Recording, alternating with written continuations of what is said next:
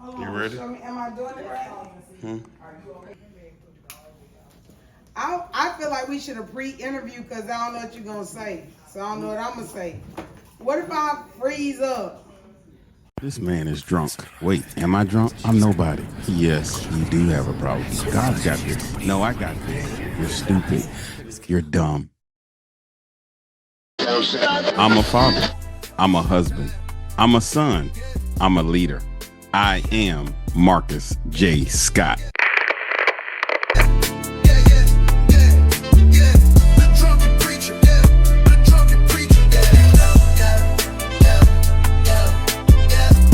I'm Marcus J. Scott, author of The Drunken Preacher, here to encourage critical thinking, social awareness, advocate growth, resilience, provide hope, and help you find faith.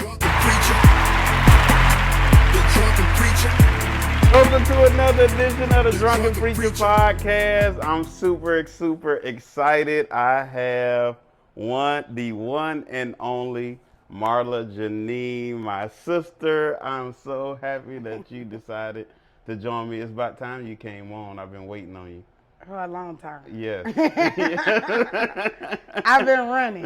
Yeah. Why have you been running? You know, it ain't real unless you run. That's how you know you've been called. Oh, you gotta run a little well, bit. hey, say something. We ain't get there yet. You gotta run a little bit. We ain't get there yet. So let's jump right into the book first. Okay. Well, first let me ask you this: when you heard or saw that I wrote a book, what was your first thoughts and feelings? I think it was kind of like anything else that you do. I'm very proud of you initially, but I think you can kind of do anything as my older brother. So it's not a surprise. I know it was in the works, but when it was finally done, it feels like another thing. It might have took you a while, but to me it felt like dang, and another accomplishment. It just seems like you do things effortlessly, but that in my older eyes I think is because you're my older brother, so I don't think that there's nothing that you can't do. Oh, okay. Yeah, that makes me feel good. So that reminds me of, we kind of just talked about this one story.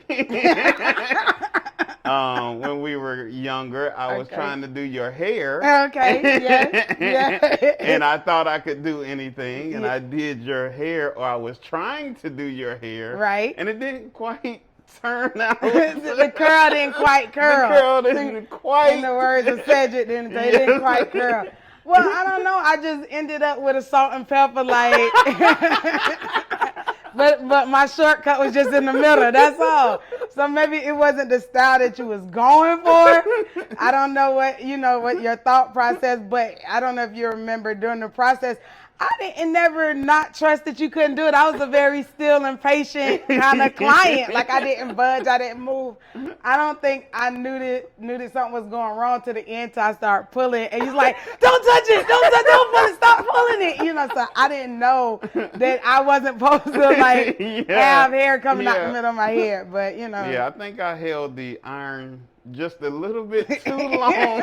In the hair, trying to straighten it. Well, when you became frantic, I think I knew that something was, or maybe when Mom didn't, like she was relentless about, why would you do like what? I just asked you, at that point. But we're not gonna talk about why she would have you taking out my hair. We're not gonna, bring that up. But yeah.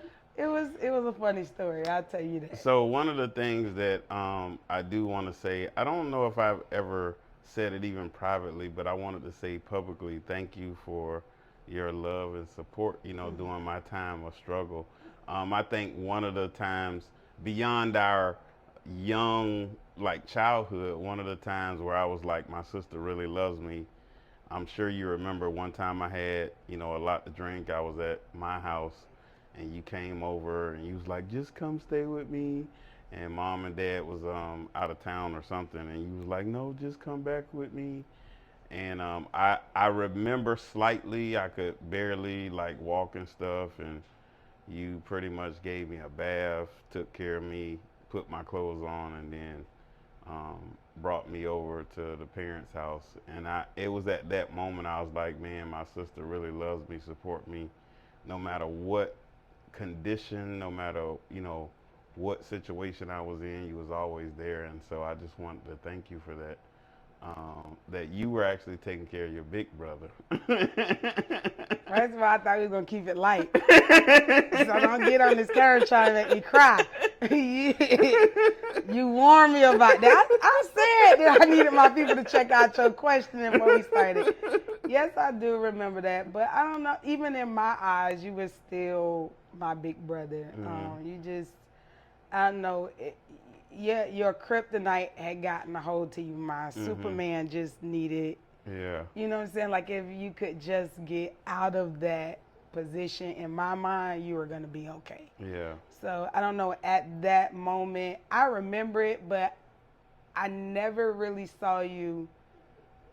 You know what I'm saying? I know it was a struggle, but you were never less than, if that makes sense. I don't know if that makes sense. Yeah. But I just needed to get my brother out of that situation, and I felt like you were going to be okay. But you never, even in those struggles, in those moments, you never stopped being the older brother that I remember being young. Yeah. You know what I mean?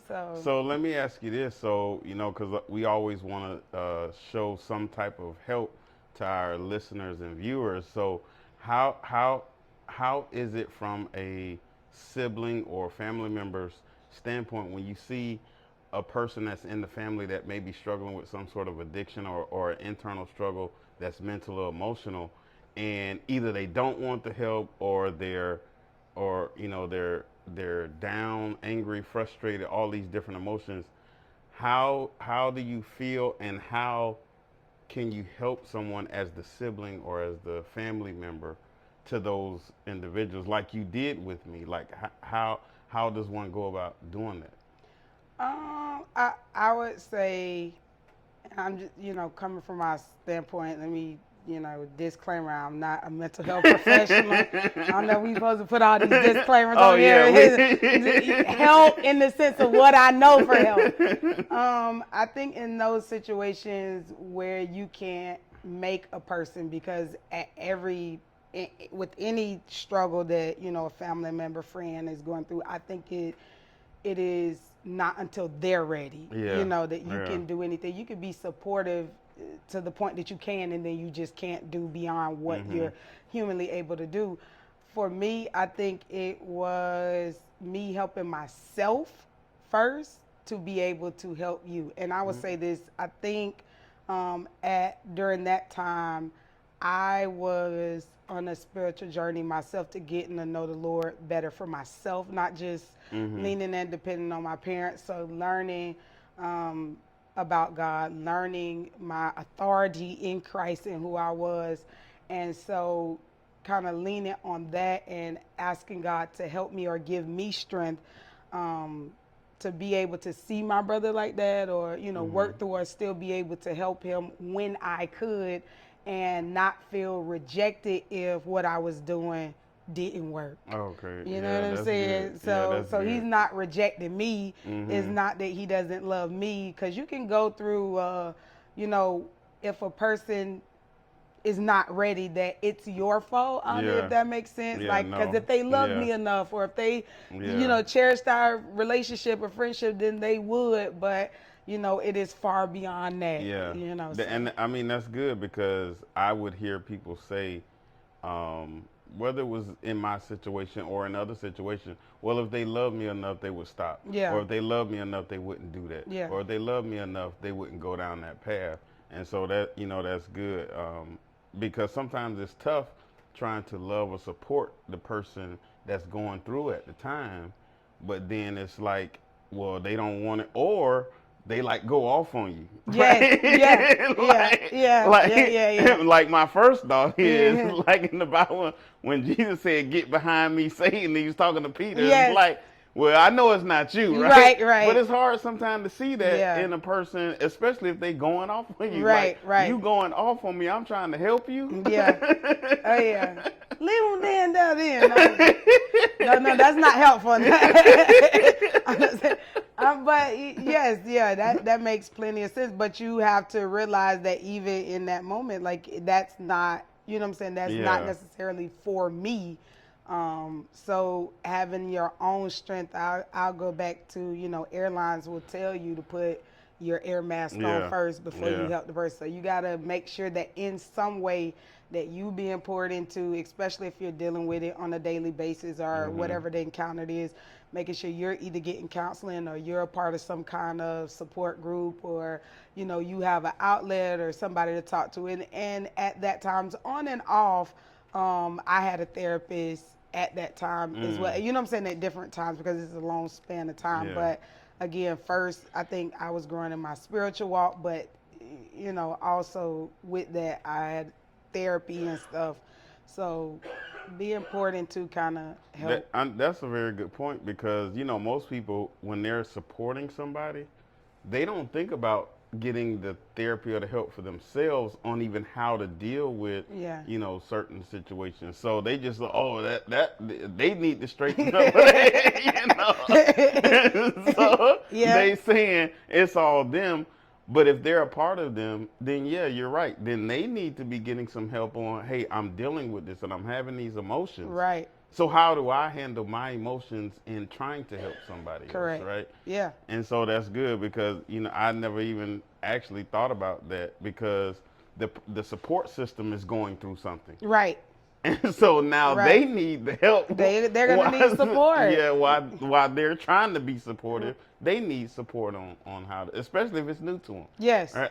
Yeah. So Or even if you're going through it for long stints of time, because you in our human self, we want things to happen suddenly. yeah, You know what I'm saying? So if you're in a situation, where you are helping a loved one, and you could take it kind of like, even watching, mom take care of grandma. You yeah, know what I'm oh saying? yeah, So yeah, it could be a situation like that. You need support. The yeah, support needs the support. yeah, Because if not, then you're gonna be running thin. And even once that person gets their breakthrough, you want to make sure that you're not bitter. yeah, You know what I'm yeah, saying? Because yeah, you've been dealing with it. Now you're dry. You're depleted. You have yeah, nothing, and poured everything into them, and you're watching them flourish. But you so depleted, you don't know where to go. You've given your life's work to watching them, be in this state, and now that yeah, they're not, now what? What's yeah. your purpose? What's your value? Because you've attached yourself to To being the that, yeah, caregiver, or yeah, looking after this person. So I think it's important to have a spiritual walk with God, and then additional earthly wisdom, somebody who's pouring into you, or somebody you could talk to, in whatever yeah. form that looks like. Yeah, that's good. So we always ask on the show.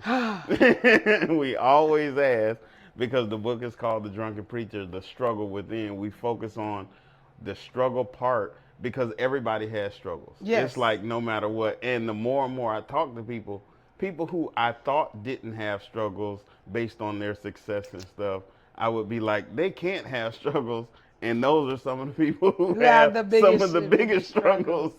And so when we look at those people like, the Michael Jordans or the Michael Jacksons or, all these great people who do magnificent things, there were times they went through their struggles sometimes publicly Right. because of who they are. Right. But then we have those who are successful who aren't famous go through stuff and we just assume that they don't.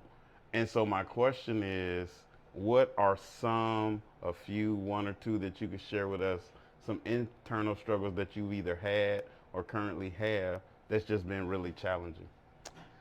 Um, that's a great question. I think I should have thought about that before I sat down to narrow down which struggles is appropriate for camera. Uncle Bishop, what we call Uncle Tim, he said, "What day is it?" Good answer. And I'm going to second that, I'm going to say ditto to that. That's a good answer. The Family Feud, that thing. Good answer. Good answer. I don't know. There are a lot of current struggles that that I feel like I'm working through. I'll say one of the ongoing ones that I realize that is necessary, but I still every day have to walk through, and that's the struggle with the fear of failure. That affects me in a lot of ways. I think part of being a PK, there is a fear to fail publicly. Yeah. You know what I mean? Oh, yeah. And Oh, yeah. we're not going to talk about one of your original guests. You might know him as Bishop Thomas Scott. But growing up, there was always a way that you can improve or do it better. Yes. Or, you know what I'm saying? People looking at the finished product, it's perfect, and we looking for the one line. That, you could do it better next time, but what could you have done better? Yeah. I think I shared that. I shared that on here because I was like, man, we can't let it was like never great job. Yeah. It was always like, yeah, but you could have. You ain't see that before you put that out there, That I think to him that was great job. I think to him it was great job. But just that fear of failing and then failing publicly kind of played into my adult life, and so you don't want to appear to fail, even though it's through failure that you have growth and you know what doesn't work. Yeah. So you have succeeded at finding out what doesn't work, but and I know these things, but just working through that, it's okay to fail, because it stops me in a lot of, or have stopped me in a lot of instances of trying new things because I don't want to be bad at it. Yeah. And then being good at a number of things, as a child. I think I also struggled with the fear of failing.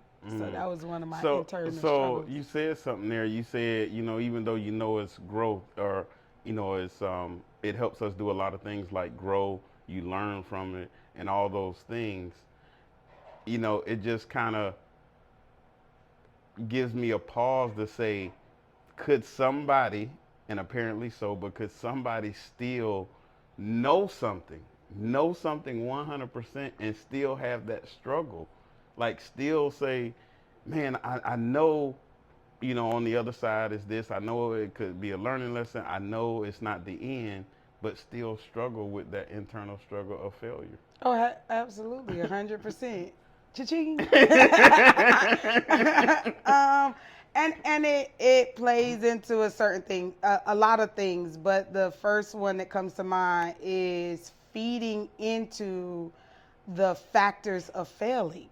So if I fail, how much time did it take me? I can't get that time back. I can't redo it. What is the end product gonna look like? How many people will know? All of those things, and you kind of feed into that more than, okay, what are the successes of me failing? What can I take away? What can I learn? So you don't look at that as much, or you don't speak to that as much as you do the, smaller things or minute things or things that are just going to naturally happen. You keep feeding into the negative. And so even though I know in the end it's going to be a good thing, to go through that journey is very frightening. And so I feed more into the journey instead of keeping my eyes on the end result. So even though we go through those things, we know those things, we can still have that fear. We can still have that pause, or we still can have that. Then how do we? Because I think I'll go biblical or church, for a moment. I think at times us as Christians, ultimately, that's what we struggle with the most. Oh, yeah. Because we say, well, the Bible say this, we believe in Jesus, but we don't do a lot of the stuff that it say. The Bible, I always say, for us, it's like poetry. A lot of Christians look at the Bible as poetry. It's good reading. We don't understand it's good living. Yeah. You know what I'm saying? Like, no, like, it's not just a tagline. It's not just, instructions for the life. No, it's instructions for your life. You're supposed to be doing this stuff. Yeah. And so oftentimes when you hear people pray and they say, let us not just be hearers of the word, but doers, but the emphasis on the doing part of the word of God, I think, is where most Christians have the hard time. We know it. We can quote it. We can say it, whether we know the address of it or not. Not, what a book, the verse where it's found, but, we it's the application part. Yeah. Especially of the simple stuff. Yeah. What I call the simple sins. I know that there's no level to sin, but the simple stuff, lying and fear and doubt and worry and letting anxiety take over the stuff that God says that, he hasn't put that spirit in us to do. Those are the things sometimes I believe Christians struggle with, that day to day, that forgiveness, that being kind, that showing grace and mercy. So absolutely, a lot of times, and we always hear this too, how many times in the Bible that there is fear not, don't fear, don't be afraid, don't, but yet here we are, two Christians talking about fear. I came out with the shirt faith, meaning follow all instructions, trust in him. And the reason that really dropped in my spirit was because I believe that's pretty much what faith is. If we're following instructions that he's giving us, which, as you stated, in his word, then that's what the faith is, and it should be good. And it tells us that, all right, we should know the end if we following this. Right. Regardless of what happens. But I want the end right now, and I want to see it. I'm just going to be honest on the podcast. I want to see it right now. It is. Basically, that's what faith is. But I want to follow your instructions when you show me the end result. I don't want to go to a place that you're going to show me. I want to see the place in a brochure, and I want to read the amenities first. And then, we'll talk about the journey, because I don't want to take the Israelites route. That 40 days seem kind of long. Can I get the 7-day journey? When I started thinking about all the people who had, given the stuff early, the visions and all of this stuff, they had some hard pathways. It was given, but what did it all really mean? So, like, when he gave Joseph the dream, he showed him the dream. Now, he ain't showing the pit and the rest and the slavery and the jail time. Right? No, he didn't. He showed him the dream, but it was metaphors. Remember I said brochure. I want to know that I'm going to be second in command. And I need to know the part about Potiphar's wife. And I need to know if there's another route. Because I'm like, Jesus, if this comes, if the Potiphar wife part can be taken out. But still, feeding back into what I said originally, knowing he needed to go through all of those things to be tested and tried and be able to handle that level of position. You know what I'm saying? And still trust God when he got to that level, and still acknowledge. And would he been able to do that with that much power, with that much control, and still have that much grace? Because remember, he still had to have grace for his brothers and his fathers once. It was like, hey, we sold a brother that looked just like, I think we know him. Hey, let us up to the front, get some of these grains. But still having enough grace to care for them and love them in spite of knowing, because he understood that had to be a part of the journey. I ain't got that yet. That's like super Christian status. I'm still like Christian status. I'm still at the doubt and Thomas stage. Hey, you don't mind if I see them holes in your head? I just want to make sure you are the Christ. I just want to make sure, So. Because I when I think about that story too, like he was like, so his gift was interpreting dreams and stuff. He was in jail still using his gift. Right. I'm stingy with my gift in jail. Get me out, and I can talk to bro for myself. You see what I'm saying? Like, I'm still reasoning with God. You see what I'm saying? Don't send no baker down here. Send my man himself. And if he want to let me go, then I got you, because I got the gift now. But you know what I'm saying? So, yeah. And that's sometimes how we are. We don't want to use the gift when we down in the jail, under the dirt, going through the stuff. It's like, nah, I need to get to the top first. Yeah, and then Lord, you want me to pray again? You want me to sing again? You want me to preach again? Get me up out this pit, So with that said, and you told us about yours, and I ask this sometimes in general on our podcast. You're a school teacher, you're in the school system. What struggles do you see in our school system, education system, and then what struggles do you see as far as like with us being Christians, and then how that correlates in our education system? Oh man, you're gonna wake the beast. Do we have enough time? Now you're gonna we wake got the, time. now you're gonna wake the beast. Let's see. Again, what day? Well, this is Memorial Day weekend.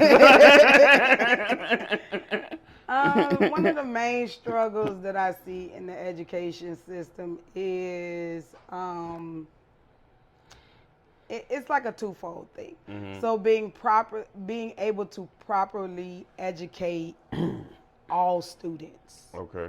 I will say that we call it mainstream, and those who know me know I always say this is for the main ones, the ones that's down the middle of the stream. If your kid is too high or too low, for whatever reason that is. Now, just to clarify, when you say too high, are you saying like too smart or too Yes, hyper?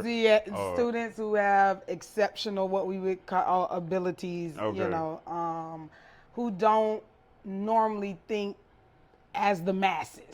I'll say that they apply, their reading, math, science skills in different ways. They have a different way of viewing things or whatever. And you might, notice this. I don't know if they looked at you for gifted, but being able to not be at school and still pass is a gift. You know what I mean? And we talking the 90s. This ain't when extra credit was I give you credit because you came and wrote your name on the paper. This not that. This was before every child was left behind. But when you actually had to do the work. You see what I'm saying? But I would say if you have students, and it could even be behaviorally, because I heard you mention too hyper. Yeah. But, if you don't have what would be considered a mainstream child, usually, in my opinion, in public mainstream education, I feel like those children either get just enough or if any at all. And there's a number of reasons to that. I can't, parents not knowing how to support, there not being enough staff to support, there not being enough time, to support those students properly and everything that they need. But I feel like that's a struggle, which leads into the second part, and that's the family taking on ownership of the children's education. We've heard, education starts at home. You're your child's first teacher, but that is the way that it should be. That's not always the way that it is. And I believe that sometimes it's not because parents don't want to, but they don't know how to. They don't know the lingo kind of coming in the system to talk, to be able to properly advocate for their student. And I don't just mean where you going off on the teacher. That ain't what we come to do now.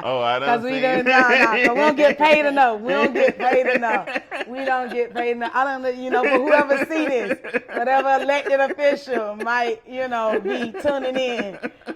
We don't get paid enough to necessarily deal with those. And there's some, like in every profession, you got some bad apples and some good ones. But that's not what I'm talking about. It would be equivalent into walking into the doctor's office and they're using all medical terms, no layman's terms, and you're conversing about your blood pressure, your heart rate, and you know what I'm saying? Just stuff that you as the average person wouldn't know. And so going into the schoolhouse or the system trying to advocate for your children and not knowing the terms and the lingo or what the state requires or what they're expecting of your child at each stage, and just being a part of that conversation and being to actively engage and not just being a listener, because I don't know what you're really talking about unless you start talking about stuff I know. Hey, you know what I mean? But going a little deeper than that, and what does the grade and scale entail, and how is that broken down? I always talk. It hit me when my oldest son got to middle school, which is a gifted student. but for all the wrong reasons. My oldest son literally finds a way to beat the system, to be in the system. It's just play along. Like, it would be easier to play along, but no. His job in life is to find the loopholes. That's what he was put here to do. So he figured out how he could keep just enough grade, average just enough bathroom passes to keep in order to get the grade to keep me from yelling at him at the house, because he got a certain percentage of grade boost or extra credit for bathroom passes he could turn in at the end of the 9 weeks if he didn't use. So in my mind, at that point, you're not really being graded based upon your mastery, which we'll say, or proficiency of that standard. Being able to show, independently that I know this material. You being graded on how many times you don't go pee. I mean, seriously, because if you could boost your grade, if I ride this line right here and then I turn in my 3 bathroom passes, why not just do the work? Why figure out how many times you can pee or not pee? It takes more work to try to figure out. You doing calculations of percentages in your head. Just go in math class and do the assignment. You see what I'm saying? If I average, if you just do it, then you won't have to do it. But that sort of thing. So going in and being able to communicate that with your child's teacher, or being able to talk, like, where do we stand? How can I get them to be more proficient towards this? Or what tests mean what, and what are they looking for? I see that as being one of the main struggles. And I will say this for parents. Sometimes they will be deemed as not wanting to be involved. I don't think that all parents know how to be involved. And you say involved, you mean like with the school or the teacher, or are you talking about with the child's education side? All of it. With all of it. With the teacher, again, like I said, just knowing that lingo and being able to have conversations on how can I support them in areas that they are weak, or what can I do to be a support in the classroom. What do you see behaviorally in class versus what I see at home, so that we can work together and kind of have the same language, so that the student understands that there is certain things that are tolerated in different areas, not because it's necessarily bad, but there is not enough time or space, or it might not just be appropriate for school, whatever the case is. But also academically, being able to support your students, up to a certain stage, because let's be clear, I'm an elementary school teacher. I now have another child going to high school, and at some point I'm just gonna get you a tutor, because you know what I'm saying, I ain't done that since it's been 20 years. I'm gonna let somebody else support you in that area, or I'm good at math, I'm not necessarily great at writing. So helping you to write a paper, we probably both gonna get an F. So let's get you some support in that area. So those are some of the things that I see as struggles in the school system. So I know I hear from time to time, though, that like sometimes as adult or as parents, it's like they expect, like, since you the teacher and the school is that, like, okay, it's y'all job to teach them, and I shouldn't have to do this. Right. That's if you're sending a perfect product. And then you got to be mindful, depending on the grade level, or, we not talking about your one child. Yeah. You know what I'm saying? This is not your one child. You have 17, 20, 30 kids in a class, and we're talking a range of learning styles, a range of abilities, a range of stuff by government standards that we have to get out, and at a pace that the students will engage with this content before they're tested. Gaps in those learnings, things that you may receive that I have not received, or that I didn't understand, and I was still passed along. And so to expect one person to deal with all of that in a range of, again, depending on the age level, 45 minutes, an hour, or whatever the time span is for that particular subject area, is like mission impossible. Yeah, yeah. So then or should how can or should the church as a whole, or churches as a whole, help with some of that thing? So I'm gonna go back to Tim or Bishop Clark. He was saying how the churches can help out. Like they were talking about taking some Black history out or whatever, but to me it could be any subject where the church is doing something or some sort of educational piece outside of the school system. How do you think the church can help with some of those gaps that may be happening? Or should they? They absolutely should. I believe they should be at the forefront. If they don't have their own educational institution, which I'm heavy on that, I believe churches should be involved in education. Then they should be supporting a nearby school in some way, form, or fashion, whether that be offering tutors to that school or having tutors on their campuses, so after hours students can come and engage with professionals who can help them to understand or work with them on homework or grow in the areas that they're weak or whatever the case is. I do absolutely think the church should be involved, and it might be my standpoint because my childhood church had a church school, and much of the product that came from that was top tier. They're in a range of field, and we could name names. I don't know if we have the ability to disclose names, but they are in well-known professions. Some of them are well-known people around the world. They're thriving in their careers, but also having that foundation of Christ. I do think that there is more freedom in the church to be open to teach some of those things that we're not necessarily able to do in a school with government parameters around it. And not necessarily, or I'm not going to limit it to Christ, but yes, and Christ too.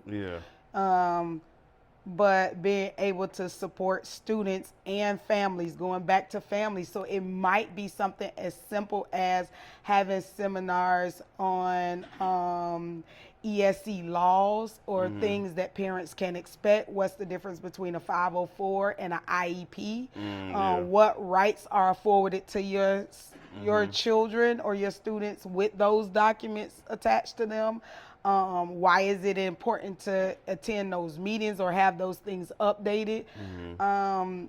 Just being aware again of some of that lingo that you won't know just sitting there in a meeting when you have your school psychologist and counselor and all of the people that is supposed to be around the table, and you just kind of like, okay, you just know you're supposed to be showing up for your kid. That's all you really know.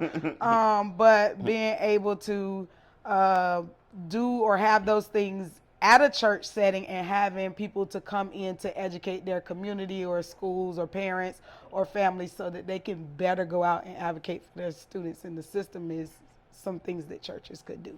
Okay. So one last thing, and this just popped in my mind. Oh, Lord, Pop. Yeah. I don't know, While Pop. you were there talking, because we all PKs and stuff, and we were talking about the church and the church being involved. So you did something a few years ago, and it was so amazing. And for whatever reason, like a couple of weeks ago, it popped in my head, but just now it popped in my head again. So I'm going to ask you while we live here now. Oh, God. Have you ever thought about doing Family Fest again?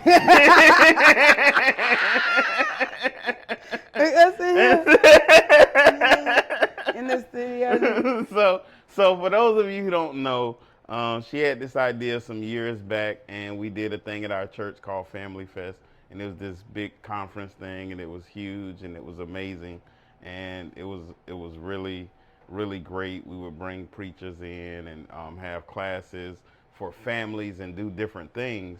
And so I was just thinking about that like a couple of weeks ago. I don't know why you was thinking about that. I don't know why that popped in your head. I don't know why. I have no idea. I don't know. Well, first tell me what made you come up with that, and then just give me something that or how that could be effective in today? Let me answer your original question. No, I'm not. But it originally came from one of our vacation times. It was a summertime, and usually during that time, I was heavy in ministry during that time, helping, doing youth and dance ministry and choir, and it just, all over the place. Had my hands in a little bit of everything at church. And during the summertime, I was, inquiring of the Lord, there's something we could do for the whole family. At that time, it seemed like church was really segmented. I don't know, you went, at that time you had a lot of women's conference and, men's seminars, and it was, maybe because I come from a family setting, and we had to be drugged to church anyway since you was gonna be there. I don't know, but I just felt like at the time the Lord gave me that vision, and at that time, Daddy, you know what I'm supposed to call him? The man, the guy. Daddy was pastor, so I took it to my pastor then, and he allowed for it. He allowed room for it, and it took a lot of working with the team that was there. A lot of people pulling together to kind of pull it together and pull it off. At the time, I will say, I believe the time for that, I don't want to say I don't want to go back to something the Lord gave me then. I get stuff all of the time. So there's stuff that the Lord has dropped in my spirit even recently. I'm kind of an ideas person, so my mind is always on. It's always thinking. Even though, that was for that time. What popped in my head the other day. This is for one of my ideas. So y'all take it, y'all run. I'm getting this to you for free. This free. One of my more recent thoughts was a moment for moms, and it was basically a Bible study or a discipling class just for moms, where they could come and engage, but also have their children there. And I see the setup, I see the big playpen in the middle where children can play, but moms are still gathered around in the circle and they can discuss the Bible. I feel in this hour there is a deep call for discipleship. I think we have done church long time. We go and we hear the word, but studying it and breaking it down and what does that mean and how do we apply, like getting in the nitty-gritty of things. I think the church for a long time has moved away from that. I want to say maybe the church of old, had Bible study, but sometimes it was more like, your pastor or leader leading it, but something that's more engaging where I can ask on the spot questions and we can go and find the answers and kind of unpack things. But that was just, and I say for moms because I'm a mom, but there is a direct connection even in the way that, moms are connected to the children. The husband is the head, and of course he is the umbrella that oversees all, but mom is directly connected to the children in that way, so that we are making sure that we are also discipling our children, and then they get to see us engaging in the Bible in that way. Sometimes we just think our parents just had it. Yeah. You know what I'm saying? They got saved and they just had it. I know for a while I thought I did. In fact, I'm like, but I knew Dad went down to the church and was in his study. For Mom, it was her morning time in the bathroom. Yeah. You knew she was talking to Jesus and singing. Yeah. But I didn't really see them engage in the study or whatever. Right. And so to your point, it was like, oh, they just pray and talk to God, and then it falls down into because you thought that was studying. I thought he was on that couch drinking the little juices out of his refrigerator. I don't know what he was down there. I'm serious. Like as a kid, I just thought he was chilling down there. I'm gonna spend a couple hours. If we call it studying, that's what he calls it. But yes, most definitely. Like I agree with you. You didn't actually see them engage all the time. You knew that it was happening, but then what was the process Yeah. in, Yeah. studying? How Mhm. did you study? What do you Yeah. do first? You know Yeah. what I'm saying, kind of thing. So Yeah. that That's was good. that was a freebie. You could do that. Yeah. But and two, I will say this is not a shameless plug. I think the era for that is gone. We now have something called a reset service. Yeah. Huh? What? And I think it is time for things like that to arise. You know what I'm Yeah. saying? And to keep going back, to remember, to pull from, to have wisdom, to avoid pitfalls is good, but to always go back to rekindle or Yeah. God is doing a new thing. Yeah. You know? Yeah. That's it. And I mean, I'll say this as we come to the end, like what he's been doing in my life lately. I had to take that journey of the drunken preacher, the struggle within, to get to this point. I had my Daniel moment. I had my Jonah moment. I've had my Joseph moment, pits and jail time and all of that. Sometimes literally. Literally. That's what I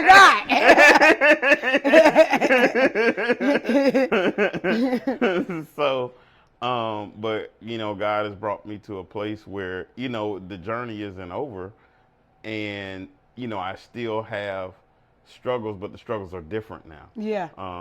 And I really see the enemy combating me on certain things because I am going down this path now. Yeah. And now even more, I tell you, I think about Job. I really where My boy. God is saying, nah, he could take it now. And I'm like, whoa, wait a minute. No. Hey, yeah. Wait, Lord. I always wonder, see, because I want to be on that meeting. When the devil, the Lord say, hey, where you been? Hey, I want to raise my hand. Hey, can the Lord, can I make a few suggestions? Right. I see you looking at my servant Marcus down there. Let me point somebody else out to you.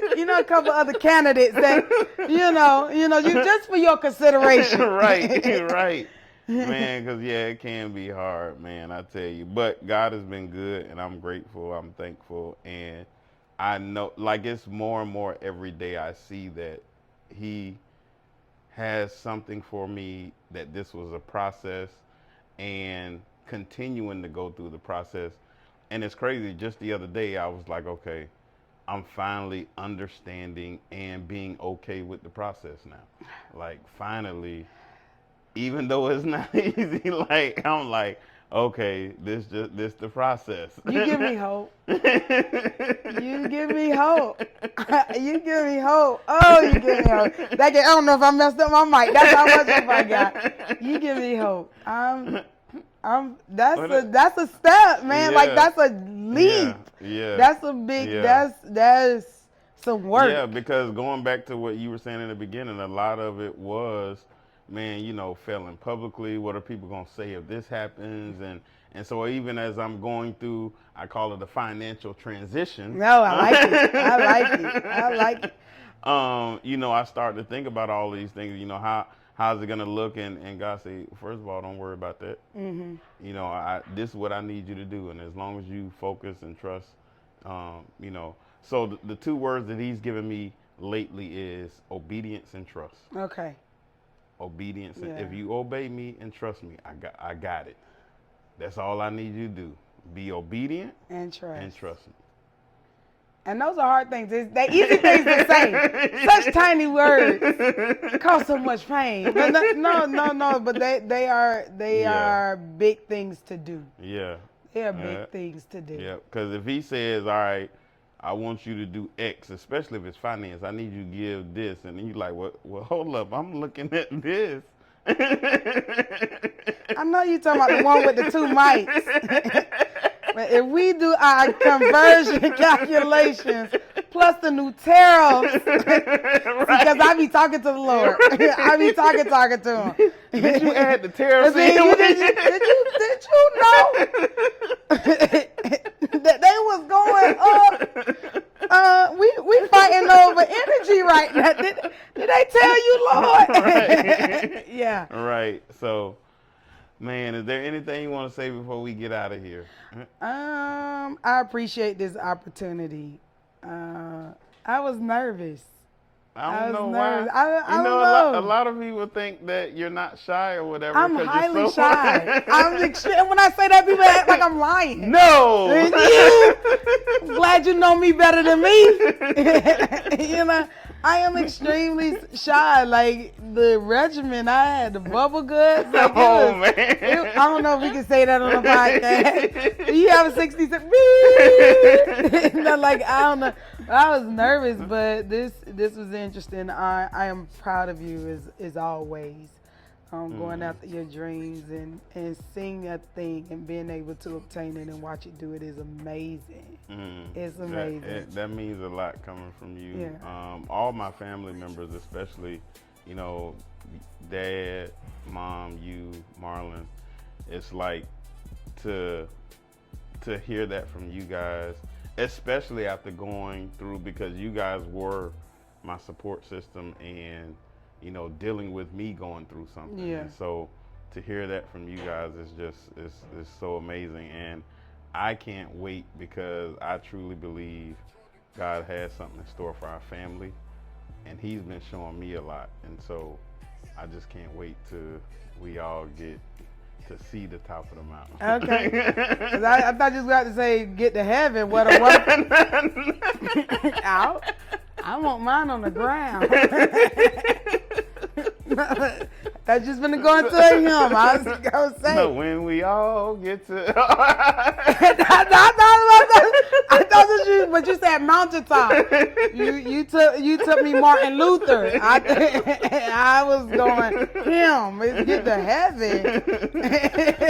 I mean, I want to go there too. Yeah. You know, don't get me wrong, but I wouldn't mind if we stopped by the mountaintop first. You know, if we stopped by the mountaintop first, I like that. Well, man, I'm good. I'm so grateful and thankful that you are my sister. You're the best sister in the world. Thank you. Yeah. Thank you. So for all my listeners out there, tune in next week. We got a lot of great people coming up, but you'll probably see more of my sister and my brother in the coming weeks as I bring them back on and on. I had fun with you. You did? Yes, I did. What was the funnest? Yes. Oh, yeah. See, I got to be the best at something. I tell you, that's the problem. My fear was not being the funniest. Well, you know how we always end the show. Remember to always have a heart of gratitude and the strength to keep moving forward. God bless you.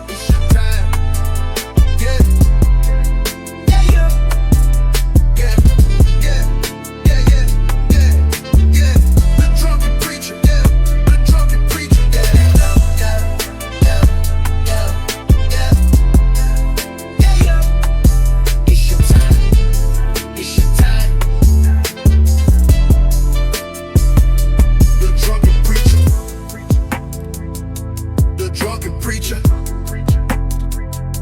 the drunken preacher, the drunken preacher, the drunken preacher.